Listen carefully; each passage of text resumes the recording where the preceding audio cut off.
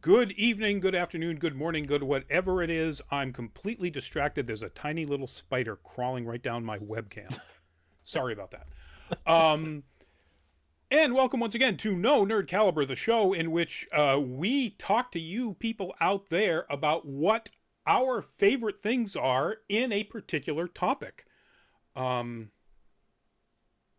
and now my monitors are both twitching.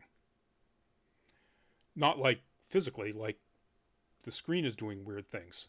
Brain. So, hey, folks, if that coronal mass ejection actually hit the Earth, we could disappear off the screens any second. So, apologies for that in advance, I guess. Yeah, we all had a good run. We had a good run. Yeah. It's not a planet killer, but there could be communications disruptions. They're not even sure it's actually going to hit, or it might already have. Who knows? Anyway, this show, No Nerd Caliber, is the show in which we talk about our favorite things in a particular aspect of fandom.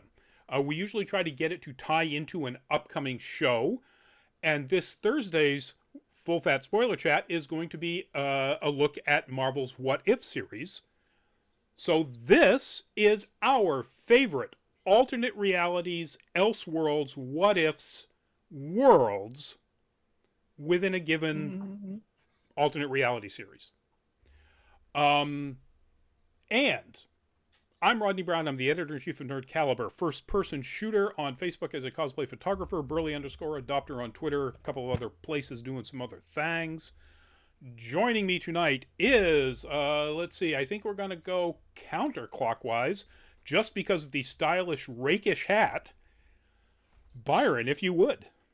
Hey guys, Byron McNeil, aka Byron D0 on multiple facets of the internet, contributing writer, social media consultant, and video content creator for Nerd Caliber. And I also do a little bit of art on the side. So if you like cool fan art, you should check out my Instagram. It's BD0Art. That's BDZEROART. Awesome. Check that out, folks. And also joining me, the recently birthdayed. Is that a verb? No, that's not. That's not even close. Greg, if you would. Hi everybody, Greg Snyder, aka Wonder Llama, assistant editor here at Nerd Caliber. Just got back from a nonstop slam bam weekend in New York City at New York Comic Con. It was the first major full-on take no prisoners con I've been to in 18 months. There was a Fan Expo Boston and MegaCon, but somehow New York is always more of a, I was going to say hair on fire, but I don't have any hair. So beard on fire. Beard on fire kind of event. Tons of great photography coming up on Nerd Caliber over the next several days. We also did our cosplay and photography shootout on Friday. We had a fantastic crowd. We had some really, really talented and creative people turning in some really cool ideas. It was, it made our jobs really hard as the panelists. We had 2 photographers, 2 cosplayers. Our job was tough because there was no real total standout winner. Everyone was, was 1A, 1B kind of thing. So we'll have a short feature on nerdcaliber.com as well coming up in the next couple of days, as well as, like I said, probably at least 2 galleries worth of still photos. And the one video I shot down in Photography Alley, it is so noisy, you literally can hear nothing but the of the crowd. So there will be no video content for me.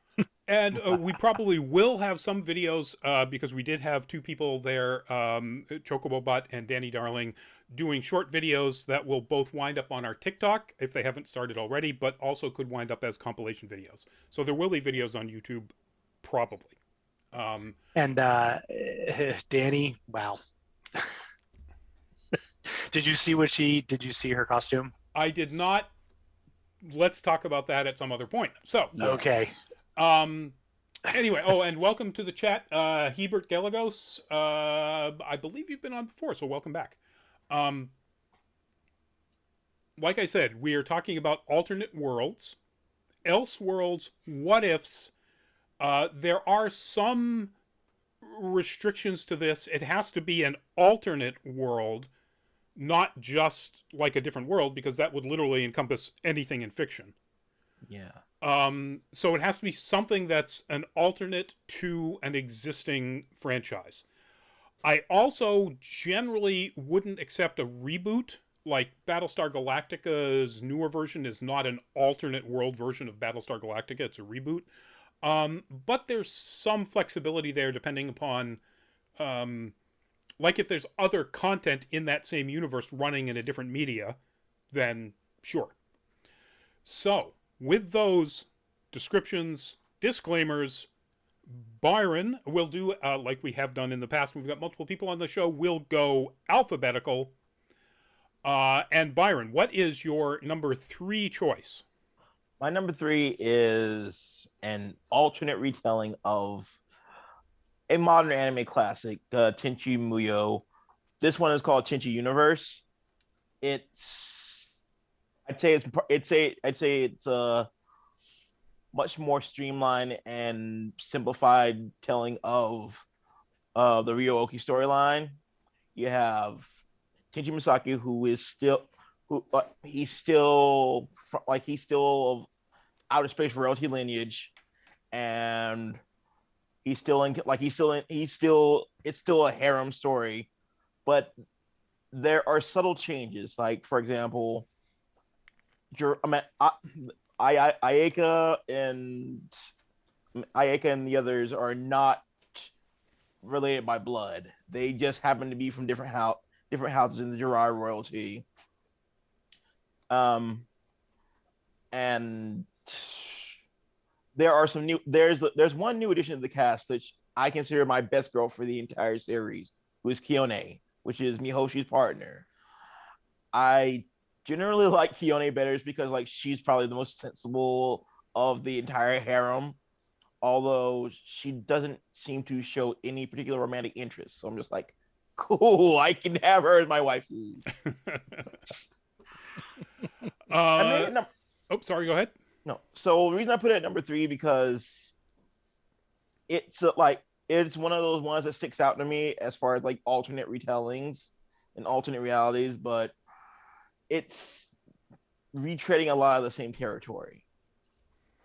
All right, very cool. Greg, what would be your number 3 pick? This could easily have been my number 1 pick. I've read the trilogy a couple of times. I've listened to the audiobook trilogy a couple of times. And like so many of us who are enamored of kind of epic fantasy, Western European epic fantasy in the realm of Tolkien, or from similar backgrounds, similar educational paths, shall we say, that Professor Tolkien took. Viking mythology is a huge component, especially in the last 10 years. That's really made a huge resurgence.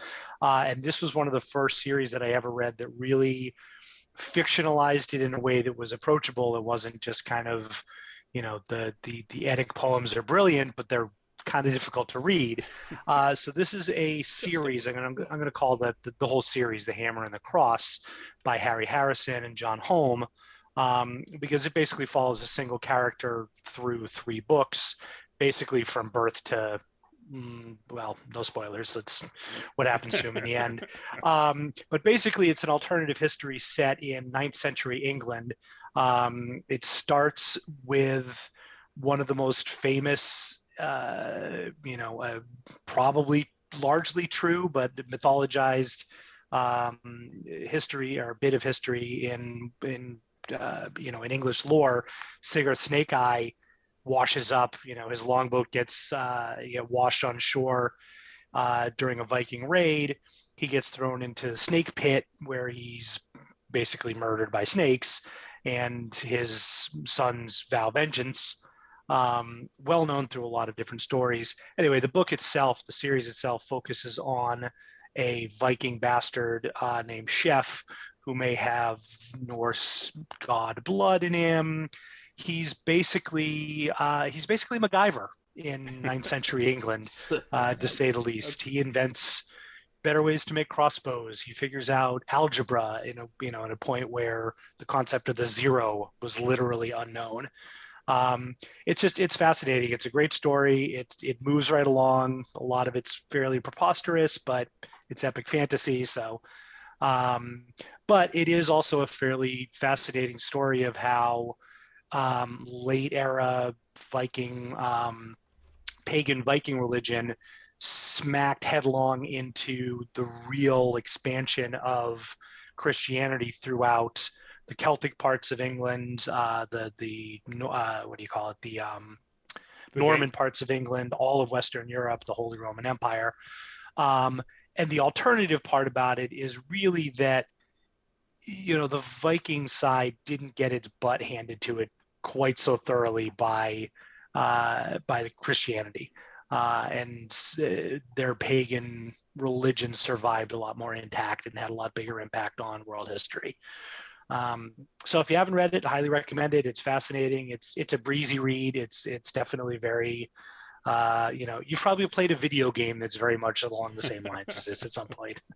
Fairly recently, probably. So the image that I put up there was the cover of the original publication, which did not credit John Home. So apologies for that. And that is actually a pseudonym for, I can't remember his real name, a Tolkien expert. Gentleman by the name of Tom Shippey, who is a well-known Tolkien scholar. There we go. So again, apologies to Mr. Shippey for not using one of the later editions, which include his credit. But originally it was published just under Harry Harrison's byline. All right. My number 3, and I've got a couple of images for this because I'm running the technology, so I can do that. Is from the second run of the comic series with this name, XMen Extreme. And this was 2012 through 2013. It only lasted 13 episodes. So it's kind of a self-contained story, except it led into the Extinction Agenda. So some of the characters continued through it, and the storyline continued in that huge crossover in 2013 and 2014, the Extinction Agenda. But the idea is, so the comic starts off with Charles Xavier from another world, who is a disembodied head in a jar, appearing to Dazzler of Earth 616 and basically convincing her that she needs to recruit a team to accompany him to alternate realities where there is about a dozen, I think it's actually 10, versions of him that have become ridiculously evil, powerful entities, and kill them. So the story basically involves her picking up a bunch of different versions of X-Men characters. James Howlett, who never actually became Wolverine. Corporal Scott Summers, who is a version of Scott Summers from post-Civil War U.S., who was an African American in the Union, or formerly in the Union Army. Wow. Kurt Wagoner, who is an alternate reality version of Nightcrawler, who never joined the circus, and his world is a highly advanced technological one with sentient robots running everything. But the world that I found the most fascinating is the one where they show up and Xavier is the Führer of a Nazi empire that rules most of the world. And it's pretty freaking terrifying. It kind of reminds me of that one episode of the Twilight Zone where the little kid basically controlled everyone in the city, and if you went out of line, he would destroy you essentially. Yep. It's a Good Life. It's the name of based on a wonderful, terribly disturbing, much more disturbing story than even that fantastic episode. It's funny. Sorry, just real quickly. I wasn't familiar with this site, and I never read this, but it's abundantly clear that Futurama cherry picked from this series Oh with yeah. their whole heads and floating heads in jars. Yes. And Rick and Morty with Rick and Morty, exactly. with Why is it always fascist? Why is it always fascist? Exactly. Or even the show that we're talking about on Thursday. Good point. So my other image is the guy that shows up and ultimately helps the Extreme team kill Nazi Xavier, is their version of Namor, who's half Atlantean, half Japanese, and is the ruler of both Atlantis and Imperial Japan. Wow. Yeah. So I have to go pick this up. This is amazing. Oh, everything. That's not even. So this is my favorite. No spoilers. I am going to go get it. This is my favorite world. It's not the most deeply realized one. Probably Kurt Wagner's alternate, Earth is. But it's the most interesting one, just on those, those two characters and what they mean for the world in general. The Wild West one is pretty interesting. Very interesting. It's an amazing series, and no spoilers, but it's a comic book, so you got to figure Nazi Xavier probably comes back, and joins up with the Witch King Xavier. So yeah, it's wild. If you haven't read it, go pick it up. It's 13 issues. I think on Comixology right now they're like $1.69 an issue. I mean, they're discounted for some reason.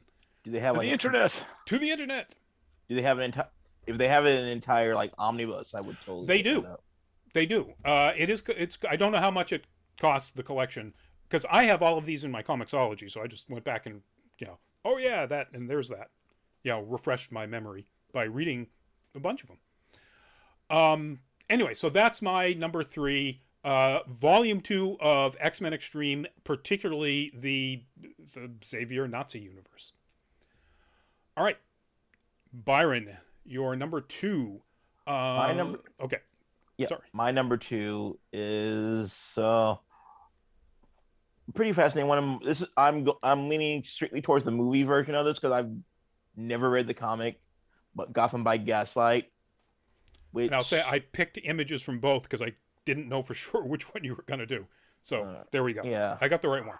All right. Yeah. I'm not really sure like how it differs, but I enjoyed the experience of the movie so much because it was steampunk Batman. And they're steampunk and Batman are two great tastes that taste great together. And the twist villain at the end makes it so much more fun for me, because you're kind of just like, oh my goodness, I was not expecting that like at all. And the world, it is Gotham in late Victorian era. Yes. And so you've got a steampunk Victorian Batman. It's just both the comic, and there is a divergence, but not terrible. Like the costume design, which is in the image that I post up here, is a little different than what he looks like in the comic. But they're both fascinating. Yes. I love how his cowl is basically borrowed from Sherlock Holmes, essentially. If there was one complaint I had about it, though, it would be that they didn't go all in with like having the other, like any of his other allies or enemies take on like steampunk versions of their guises. Like I would have loved a steampunk version of Catwoman. Yeah, this is real. Well, you've got Zatanna in the movie version, Yes. but this is pretty much just a Batman story. Yeah. Yes. Yeah. Like Cool. the Easter eggs were cool, but I just feel like I understand it was a Batman story, but I just feel like it would have added to the world building. Yeah. At least No, I'm agreeing with you. I would love to see any of their takes on this. And I agree. It's kind of a shame that it is just a Batman story.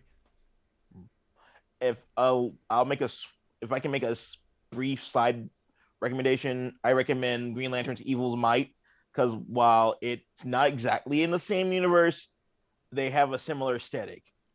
Cool, cool. All right, I haven't heard of that one. I'll check it out. Greg, numero dos. Number 2. This is borderline, kind of ties in with in a way it bookends the Victorian era. It was something going back to an alternative Elizabethan era, although the language, the settings were a little closer to early Victorian England than they were to actual, Elizabeth I, that era in the late 1500s, early 1600s. A book by Michael Moorcock, probably best known for the long-running fantasy series Elric of Melnabone, is a story. I was going to say a story. It's a fairly dense book called Gloriana. It was a reference to, what do they call Elizabeth I? I mean, she was many things. She was the Virgin Queen. She was basically the glory of England. It's very subtly queer in a lot of ways. She's bisexual, but she's a rape victim, so she's completely anorgasmic. So she's an extremely frustrated monarch, and yet because of the stilted nature of the British monarchy, she has to be this perfectly kempt, always placid, during the daytime when the public can see who she is. Twists and turns. There's a lot of a lot of the sort of Shakespearean machinations that happened during that era, with spy masters and intrigues and plots and people trying to marry off to each other and murder each other. I haven't read this in quite a while, but it really came to mind right away when we were talking about alternate history, alternative history, Elseworld kind of things. Because, again, as a huge fan of Tolkien, and I mean, hell, I didn't even think of it. You could almost call Tolkien an alternate universe, because the Shire is basically the pastoral England that he pined for. But I won't go down that rabbit hole. It's a standalone fantasy story. Of course, I realize that. But yeah, I discovered Elric of Melnabone probably in my late teens, and I went through that phase of gobbling up everything by an author I liked, and this was a complete left turn from Elric of Melnabone. But it's dense, and there's a lot going on, and it's not the easiest book to follow, but it is fascinating, and it's clear that Moorcock is extremely well versed in British history of that era. It scans as fantastical but plausible, which to me is a good sign of is a sign of a great alternate history, or a great sign of a great alternate history. Because there's an accent mark and the E at the end, I've always pronounced it, and because it doesn't sound quite as silly, Melnabone, but I don't know which is correct. So, I do not. I'll send him an email, see if he can clarify. There you go.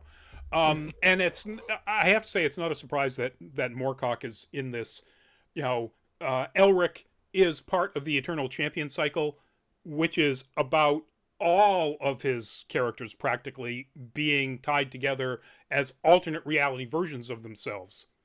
Count Brass, trying to think of some of the others. Anyway, so yeah, that's not a big surprise that Moorcock is in here. All right, first off, before I get to my number 2, I want to make it clear that I'm very keen on the concept of horrible alternate realities and how people deal with them. I'm not a fan of Nazis. That said, my pick number 2 is The Man in the High Castle. Particularly the Amazon TV series. In part because, since this is about the worlds, it expands on Philip K. Dick's world from the novel of the same name quite a bit, in keeping with his themes and concepts from the novel. So the story is, it's an alternate reality 1962 in which the Allies lost World War II. The war ended in 1947. The United States is now partitioned up among the West Coast is the Pacific states of Japan. The all of the East, essentially, not just the East Coast, is the North American Reich, a subsidiary of the Greater German Reich, which owns or controls most of the world other than the stuff that Japan now controls. And there is a section among the former Rocky Mountain states called, the Rocky Mountain Free Zone, and it's a buffer because at this point there's a fair amount of tension between Germany and Japan.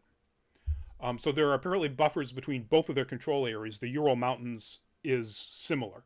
So did Italy just get screwed over? Oh yeah, apparently so. Yeah, no, Italy is. Yeah, I mean, Italy was never really a player anyway. When you think about it, there was zero chance that Germany wasn't going to conquer Italy. Eventually. Fair enough. And so the story explores in the book the fact that there's this book that's been going around from an author who lives in the Rocky Mountain Free States that describes an alternate version of the world in which the Allies won World War II. Now, in the TV series, they changed that to a film reel, which makes sense for TV because it gives them something visual they can show. It's accurate to the timeline anyway, 1962 and so on. So, it's a minor change, but one that works. The storyline in the Pacific States is almost exactly as it's presented in the book, but they completely add a storyline in the North American Reich. They add a whole new character, John Smith, played by the amazing Rufus Sewell, Dark City, so on, who plays John Smith, who starts out as an Obergruppenführer in the North American Reich, eventually rising to much, much, much higher levels. And it's a story of intrigue and spies and assassins and people trying to find out who is responsible for these, in this case, again, film strips. It even has, well, again, I guess I don't want to get into too much. There are explorations of other aspects of alternate realities. Just as in the book, in this case, they're film strips, but the guy who has figured out how to make these film strips only released the one in which, he sees the best outcome. He has film strips of dozens of different versions of reality. So it's a fascinating story. One of the other reasons why I really like this world is, I'm going to go back to this picture. I got this picture when I was downloading it from an article in Architectural Digest, which says if there's one series you should watch for design, it's this series. And they just lose it over the design, and for good reason. It's amazing. Their alternate version of Berlin, the capital of the Greater German Reich, is fascinating. It's frightening. It's just wonderful. So yeah, check. There's 4 seasons. Just you can lose yourself completely. Fantastic performances, really intricate plot. Kind of George R.R. Martin-esque. Horrible things happen to people you didn't expect. It's and great supporting casts. Bern Gorman is in one episode as one of the most badass guys you've ever run across. So yeah, Man in the High Castle, and yeah, it's about Nazis. So quick question for you, because you do have an encyclopedic memory that I do not. I cannot think of the name of it. It was a short story, late 80s, early 90s. Bunch of folks working on the A-bomb in wherever that was, Nevada. And they're on the cusp of figuring out New Mexico, thank you, how it works. and they're all having severe moral dilemmas about what will happen if they drop this. And I think it was Oppenheimer who goes off into the desert, takes some peyote, and most of the story, the bulk of it, is about he visualizes what would happen if the Allies didn't drop the bomb, or the two bombs, as it were, in Japan. And then he wakes up and says, "Oh hell no, we have to do this. This is the alternative. You know, as bad as the A bombs are, not dropping them will be way worse because similar concept. You know, the Western U.S. is Japanese, the Eastern U.S. is German." Um, did you ever read that? I was just trying to look for the name of it. I cannot think of it. I remember the story very well, but I can't think of the title or the author. Yeah. There's I don't remember. There's a Norman Spinrad novel that's also about an alternate version in which the Allies lost. It's not an uncommon theme, but I haven't read that particular story, so my apologies. My encyclopedic knowledge has fallen off the shelf. All right, so before we get into our number ones, folks, as we do, we'll do our honorable mentions. And Byron, your honorable mention, if you would. My honorable mention is a spinoff of Neon Genesis Evangelion, which initially it was inspired by the last two episodes of the series. It's called Evangelion Angelic Days. And for some context, that the last episodes there was a brief little skit where Shinji grew up in a normal household. He was much more well adjusted, and everyone in the main cast were just normal students.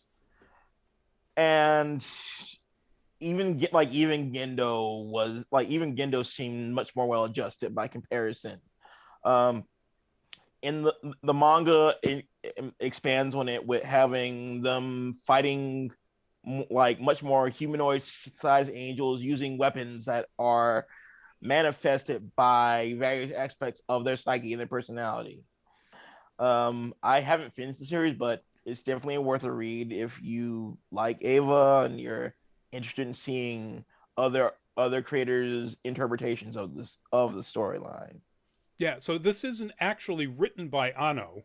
It's written by the mangaka who wrote and drew it. Yes. But obviously they had the approval of Anno's studio to do it. Yes. And I just as inside, I had a really hard time finding a high enough resolution image from inside the manga. So I finally found this one, which is really good, the one that was up on the screen a little while ago. But it was all just covers.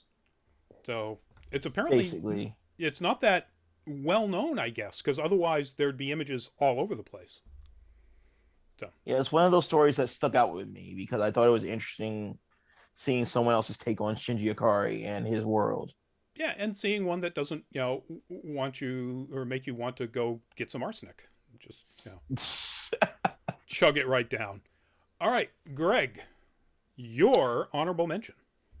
Oof, this is tough. I mean, you could go with Handmaid's Tale. You could go with literally anything by Harry Turtledove. Who, very brief side note, if you're on Twitter, follow Harry Turtledove. He has zero filter and zero Fs to give. He's beautifully rude in all the best possible ways. I went with a book that I read quite a few years ago that really stuck with me in a lot of ways. Was Michael Chabon's Yiddish Policeman's Union, based on the what was the word? The proposal that Roosevelt floated early on in World War II to take Jewish refugees and resettle them into somewhat sparsely populated parts of Alaska.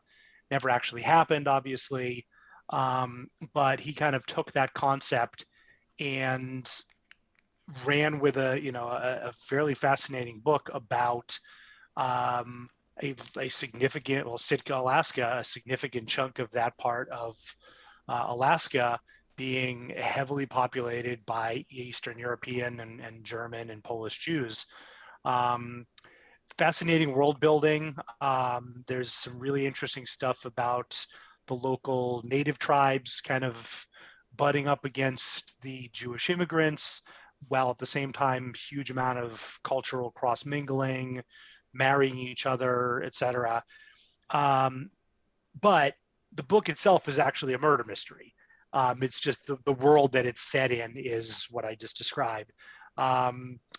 If you like Michael Chabon, it's a great book. It's clearly not for everybody. His writing can be elliptical, to say the least, and it takes some rereading paragraphs at times, but it's a little more approachable than some because it is a Dashiell Hammett style murder mystery that happens to be set in a fascinating alternate part of Alaska that never actually happened. Cool. I like the sound of that.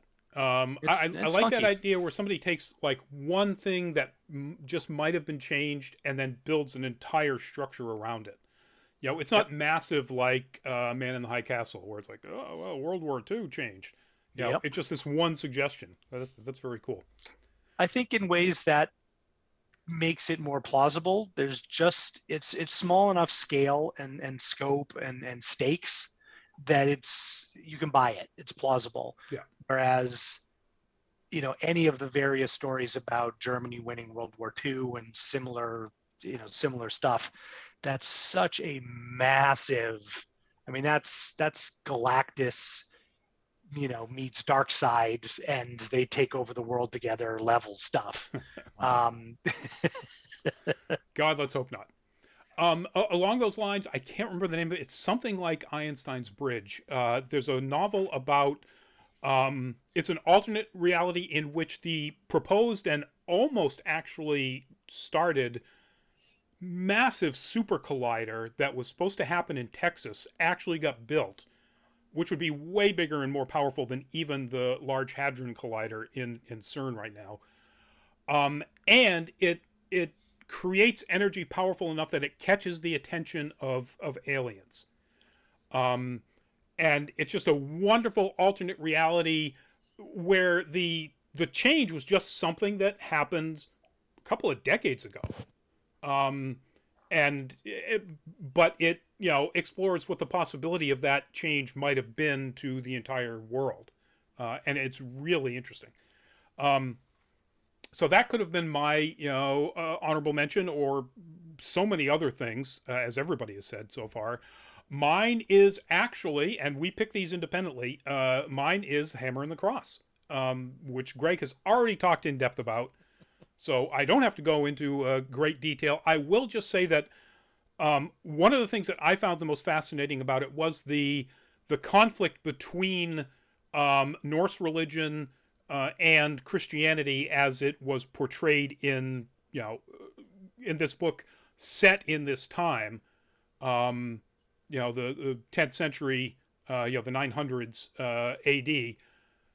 But it also, Harrison and probably Shipley were smart enough to realize that what caused the end of the Norse religions as opposed to, you know, and the adoption of Christianity isn't conflict or war or anything like that. It's the nature of what the religion is. And so they introduce a new sort of lighter version of Norse mythology called the Way, which is really more focused on learning and knowledge, possibly, if there really are Norse gods that are influencing Chef, possibly with Odin sort of being the one behind it because of the knowledge and so on.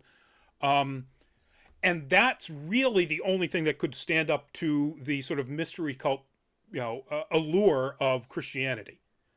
And then, but also, yes, there's a fantastic, wonderful adventure story about, you know, inventing new weapons and, you know, modes of combat and so on. That's just page-turning wonderful. But I was fascinated by that, you know, idea of if Norse religion just became a little less harsh, it might have actually won out against Christianity. So definitely possible. Yeah, I mean that's a great point. It was the Way is fascinating. It's, you know, the concept that I think in a lot of ways they were playing off against each other was how at that point in time, the Holy Roman Empire was keeping all knowledge to itself and thereby directly and indirectly kind of in surfing, that's not a word, turning most of Western European It's as good as in birthday. people into serfs, into, you know, people that had no knowledge except for what little the church told them. Whereas the concept behind the way was knowledge should be universal. They figured out new ways to, you know, to smelt steel better. Everyone should know about it so they could make better tools, better weapons. You figure out smarter ways to make longboats, including the Christians. That's a great point. They weren't trying to keep it just like, nope, sorry, you're not Danish, you can't have this. It was literally anybody who expressed an interest in knowing more than they did yesterday. Yeah. So it's kind of like, it was kind of like Buddhism in that way. Yeah, there's indirect elements, or what's the word, sort of overarching themes. Right. Buddhism is a lot more about seeking spiritual knowledge, whereas the way is a lot more about essentially scientific knowledge. But yeah, it's the same thing. Now, that's a good comparison. And Rodney, to your point, is the god who is maybe sort of his father, maybe his patron, is Rig, who was not one of the, you know, the normal sort of Norse pantheon, but in the stories he's credited as being the father of human beings. And he was very much concerned with how to grow things better, how to make metal better, how to make woodworking better, and wasn't, I mean, obviously Loki is Loki, but Odin was not really a good guy either. In real Norse mythology, he's a blood and war kind of guy. So not really a patron you want behind you, because he'll throw you on the wheel as soon as look at you. Or hang you from the tree, as the case may be. Yeah, everybody seems to confuse Tyr and Odin. Tyr is the god of battle. Odin is the god of war, and particularly the horrible aspects of war. The destruction of war. He's not a nice guy. Anyway, so that's our honorable mentions. Byron, what is your numero uno? My numero uno is, at this point, not the most recent Ninja Turtle series, but the 2012 series that ran almost to that I would say ran to almost 2017. It was directed by Ciro Neely, who you may know from Avengers Earth's Mightiest Heroes and Super Robot Monkey Team Hyperforce Go. It's the reason it's my number one because not only does it take the best parts of its preceding incarnations and make what I feel is the definitive turtle story, it plays heavily on the idea of multiple dimensions existing with and without different versions of the turtles. Like you have Dimension X, you have the Triceraton universe and whatnot, and you have a variation of the universe that's from 1987, and they make two different cameos in the series. Nice. And this qualifies because it's not, even though it is kind of a reboot, it's also the comic book series was ongoing while this was happening. Yes. So this was definitely an alternate take on what was a currently running existing canon from the comic books. Oh, yes, absolutely. And like I said, it's there are some deep cuts in this storyline. Like at one point, one of the later seasons, Jason Biggs, who was the voice of Leonardo, and he ended up having to leave the show, and Seth Green took over, and they made a callback to a storyline in the comics where Leonardo had his vocal cords crushed in a really bad battle, and it altered them significantly. Nice. Yes. I thought you were going to say they made a callback to American Pie, but which would have been pretty awesome too. Yeah. And another thing that I love about the series is that it doesn't play it safe. Like, this is going to be a huge spoiler, and I apologize for this, but in one of the last couple of seasons, Shredder kills Splinter. Like he runs him straight through and throws him off the roof. And in turn, Leonardo gets the kills Shredder. So And it's a it pretty just big spoiler, but yeah, its series is a decade old. So yes, it's totally worth it if you want. But I love Cyril Neely's work. Like, he has like very angular, very anime inspired drawings, and he's kind of had this curse where like he can never finish telling the story that he wants to tell. But with Ninja Turtles, was still able to tell a complete story this time around. yeah, like Avengers: Earth Mightiest Heroes, And Super Robot Monkey Team Hyperforce Go. exactly. Yes. All right, so awesome choice, Greg. Your number one.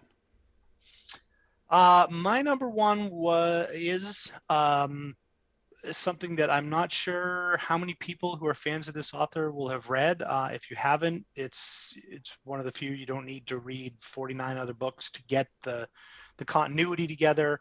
And I just realized there's interestingly a kind of a crossover with the Hammer and the Cross, in that this also involves alternate histories brought about by Loki and by the interaction between Christians and Danish Norse people of Danish extraction, I should say. Read this when I was probably in my late teens, when I was also diving headlong into everything written by this author. But this was completely different than anything I'd read. Stranger in a Strange Land had similar themes. The Moon is a Harsh Mistress had some similar themes. But my number one choice, Robert Heinlein's Job, A Comedy of Justice. It's hard to put it in a nutshell, but it basically sort of an overly idealized Midwestern U.S. Where, William Jennings Bryan was elected president. The U.S. never went into war in the 20th century. Germany was a monarchy. JFK was never president. He actually married Marilyn Monroe. So that's the baseline alternate universe, and the almost Doctor Who-esque mechanism that propels the story along is that a very upright Christian political activist goes on a Danish cruise and falls in love with a Danish ship hostess named Marguerite, the loose play on Mary Magdalene, I would think. And things keep happening where the entire ship jumps into an alternate universe where completely different things happen. And it's basically the book of Job, the story of Job, where Jehovah and Loki, filling in literally for God and Satan, have that sort of old discussion about, if you take an upright person and you throw them through the worst possible set of circumstances, will they curse the name of God for making this happen, or will they still be upright? Will they still be faithful? I won't spoil it because it's Heinlein, so if you know anything about him, you could probably put two and two together about what some of the themes are and how it winds up working out. But this was, for me, one of the first books with both very overt and very subtly coded messages about religion versus spirituality, about thinking for yourself, a lot of other stuff in there, because Heinlein was, for all his myriad faults, he definitely wrote a moving, fun, layered story. So if just one alternate universe isn't enough, there's a really interesting baseline, and then it just keeps jumping from different alternate America to different alternate America. So I could have sworn I've read everything that Heinlein's written, and you mentioned this, I went, oh yeah, that book. I don't remember this at all. I don't think I read it. I mean, I've read like Farnham's Freehold, and that's a classic. No, I guess it is a classic, but not a lot of people have. That's deep Heinlein. Fair. That's deep Heinlein. This was another case of like probably so many of us in your teens and 20s when you discover genre fiction, whatever genre it may be. You find an author that you like. I mean, I went through my Michael Crichton, had to read everything he wrote phase, and my everything Heinlein wrote phase, and everything Asimov wrote phase.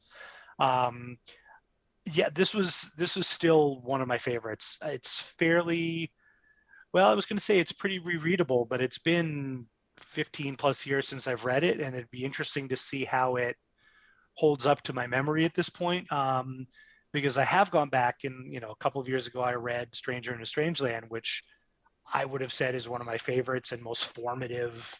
It informed my view of love, philosophy, relationships, cosmology. But I reread it and I'm like, this worked better when I was 17 and my brain was still mushy. Yep. Not as much when I'm in my 30s or 40s when I understand things a little better. So it's fascinating. It's very clearly a take on the Book of Job, which everyone is probably at least loosely familiar with. I would go so far as to say one of the highlights of it is when they wind up in Texas, they have a delightful meal with Satan without realizing it's Satan. So Rodney, if you're looking for something entertaining to dive into, go for it. All right. So my number one, if you think that going back and looking at some Heinlein stuff and there are problematic things like maybe fascism and so on, boy, did I pick the wrong author. But the thing is, the world. And so I picked The World of the Tales of Alvin Maker by Orson Scott Card. And particularly the first book, Seventh Son. All the books, really. But so let's get this out of the way.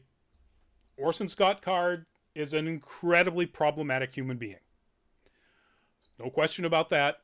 Also, Orson Scott Card has written some of the most amazing science fiction of the last, say, 40 years. Ender's Game and the entire Ender cycle is just brilliant. Seventh Son as an alternate history fantasy story is equally as brilliant. The basic story is not so much. Hmm? The movie, not so much. Was there a movie? I feel like there was. So. No. Not that I know of. So there's a movie called Seventh Son, which is Nicolas Cage, and not the same thing at all. Yeah. So the idea of the seventh son of a seventh son being somebody important is a really old piece of folklore. So that's where this comes from. And that's probably where the Nicolas Cage thing comes from as well. No, so this is a story of a kid, Alvin Maker, or Alvin Miller, actually. He's called Alvin Maker because he's a maker.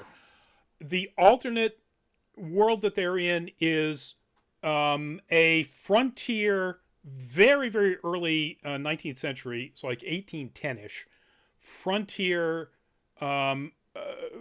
alternate United States, or let's say at least North America, because the United States exists, but its capital is Philadelphia. There are a lot of states that aren't part of it, like New England is in fact still an English colony of the Republic of England. The Restoration never happened. The Carolinas are in fact a kingdom ruled by the descendants of the Stuarts who fled the Republic in England. But most of the people, the common people who have, or back when they were still colonies, have what Orson Scott Card calls his version of a quirk. It's called the knack. And everybody has, or almost everybody has a knack. And that's not get the knack. My Sharona is now stuck in my head. Exactly. Alvin's mother's knack is growing, and she can make plants grow better and yield more fruit and so on. Most knacks are like that. Alvin, as the seventh son of a seventh son, is a maker, and he can alter the nature of physical objects completely. And that makes him very important. It makes him a target. He discovers that there's actually a kind of opposite force of his, which is really terrifying, that likes to unmake things. But the key is the world that they're set in. So they are essentially in the Ohio River Valley, which is at that time the edge of the frontier. And it takes so many historical characters and weaves them into this story, which I just realized when I was looking this up is Orson Scott Card's reinterpretation of the tale of Joseph Smith. And now that I realize that, and I go back and I look at some of the elements of the story, it's like, oh, wow, okay, yeah. In case you don't know, Orson Scott Card is a Mormon. And so that makes sense, but I didn't know that when I read this. And I still love the world that it's set in. So some of the characters are, in fact, Tecumseh, the Native American war chieftain.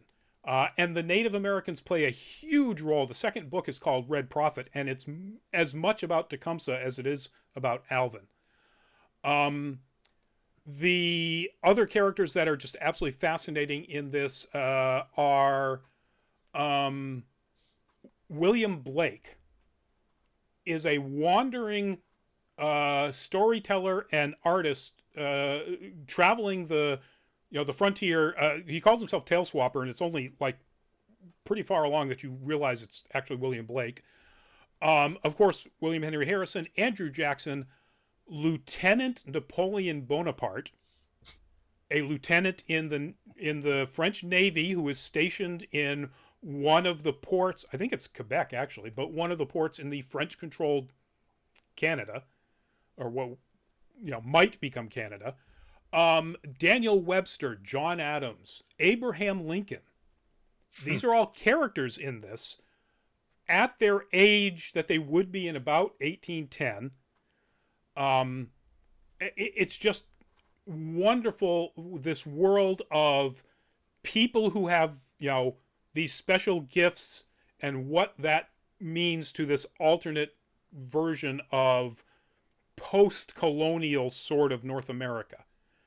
Now, I've only read the first 3 books. I didn't even realize there were more. There's apparently another 3, and there's going to be probably a 7th book in the series that wraps the whole thing up. And knowing what, Orson Scott Card as a person, if you don't want to go back and read these, that's absolutely fine. That is your prerogative. I read them before I realized how problematic he was. So I still love the world. I'm not going to read the second trilogy that I haven't read because of Card's problems. I mean, to be fair, you could always just get them from the library. That's true. Actually, yeah, I could borrow from the library, and then I'm not supporting him any more than the library already did. So that's a good point. And I may look into that. I certainly am not going to buy any of the books. Thank you. Nope. That's a good point. Echo everything you said. I read this probably roughly when it came out, so I'm old. Did this first come out? Mid-'80s. 1987. Okay. Yeah. So I was like 20 at the time. Loved everything about it. It was fascinating folklore. The alternate history element of it was entirely plausible. The fact that people who are known known throughout history, Harrison, Jackson, Bonaparte, Daniel Webster, Lincoln, etc. It works. It doesn't come across as gimmicky that you're putting in all of these famous names from world history. But yeah, it was absolutely fascinating. And I'd read a couple of other what did they used to call those back in the day? Like A Boy's Tale, like Old Yeller, and where the red fern grows, things like that, that were about kind of rural Appalachia, similar vibe, and enjoyed them very much. But yeah, I'd like to go back and sort of reread some of them maybe, but I mean, he is notoriously homophobic. He's notoriously alt-right. Yeah, problematic is a good way to put it. Yeah. At Anyway. the very least, it's the right way to put it. And who knows? Maybe there's an alternate reality in which Orson Scott Card, gave up Mormonism and became, a raging liberal woke snowflake, and still wrote amazing works. So I think I saw him dancing in leather chaps on the roof of a car at Burning Man last year. Oh boy. Yeah, no, that's no. With Mike Pence, with gay Mike Pence With as well. gay Mike Pence. That's redundant, but yes, with Mike Pence. And not even allegedly, so just that's a joke, folks. Sue me. Yeah, sue me. Exactly. So that's it. That's our show, folks. Thank you very much for tuning in. Tomorrow, Nerd Week Live. We got a lot of big stuff that was dropped over the weekend at New York Comic Con that we're going to be talking about. So, check us out 8 o'clock tomorrow night, folks. Big topics. And which you've probably already seen most of the stuff about, but we'll be putting our own take on it. And then Thursday, as I mentioned, we'll be talking about in our Full Fat Spoiler Chat, What If? So please tune into that. Next Monday will be Anime Octane. We don't have that picked yet, so we're going to brainstorm on that over the course of the week. We'll let you know certainly before the weekend. Could be one of the new fall season shows. Could be something that wrapped up in summer. Could be an old classic. Who knows? So that's it. Oh, and as always, because I keep forgetting to push it, please, if you get a chance, go visit our Patreon page, patreon.com/nerdcaliber, which is up in front of you right now. We have 3 tiers. They're all very affordable. There are in fact different rewards for the second and third tier. And we would love to have you help us go out to get to more cons like New York Comic Con, because those ain't cheap, and give you more good content. Certainly now that, knock wood, saw it on the news tonight, hospitalizations are down across the country, rates are down across the country. Those, I know people hate this, but those workplace mandates,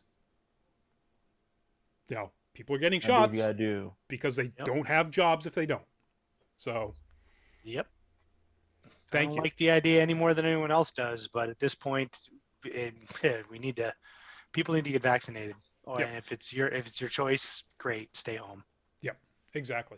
So, go visit that. And give us some goodbyes. Let's go back around the same way. Byron, give us a goodbye. Hey guys, Byron McNeil, aka Byron D0. Glad to talk about all these awesome stories with these guys. And if you can spare a chance, check out my YouTube channel. It's Byron D0. That's BYRONDZERO. Cool. And Greg. Good night, everybody. Thank you for tuning in. You can find me online. Just look for Wonder Llama. You'll find me eventually. I can look for my studio just south of Boston, Red Raven Studios. And keep an eye on nerdcaliber.com and our social channels over the next several days for a slew of great stuff coming out of New York Comic Con. Tons of photos. Going to do a feature on the cosplay and photography shootout. First time we've done that in 2 years, give or take. So keep an eye. Awesome. Yes, folks, thank you. We'll see you again. Everybody stay safe and have a good night. Bye-bye.